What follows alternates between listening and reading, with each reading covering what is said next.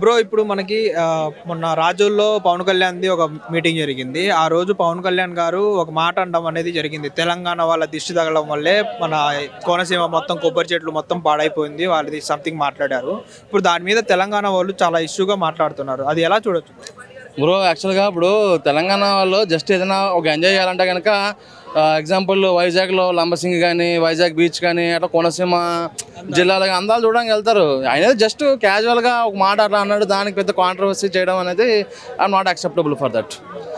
కానీ అది చూసుకుంటే ఏ ఒక్కరు చూసినా నీ సినిమాలు ఆడియము అసలు నువ్వు హైదరాబాద్లో బతుకుతున్నావు, నువ్వు హైదరాబాద్లో బతుకుతూ నువ్వు తెలంగాణనే తిడుతున్నావు, నువ్వు అసలు ఫస్ట్ ఆఫ్ ఆల్ ఇక్కడ నుంచి వెళ్ళిపో అనేసి మాట్లాడుతున్నావు. బ్రో ఇప్పుడు ఇంతకు ముందు కూడా చాలా మంది తెలంగాణలో పవన్ కళ్యాణ్ సినిమాలు ఆడినయం ఆంధ్రాలో ఆడినయం అని చెప్పి అన్నారు. సో పవన్ కళ్యాణ్ ఒకటే అన్నారు, మనల్ని ఎవడరా ఆపేది అన్నట్టు. అప్పట్లో వారాహి వెహికల్ కూడా ఆపేస్తామని చెప్పి అన్నారు ఆంధ్రాలో. ఆయన ఆపలేరు, ఆయన జస్ట్ క్యాజువల్గా అన్నాడు. జస్ట్ ఏంటంటే ఆయన డిప్యూటీ సీఎం లెవెల్లో అన్నారు. అది ఓవరాల్గా పోతున్నారు అంతే, అంతకుమించి ఏం లేదు.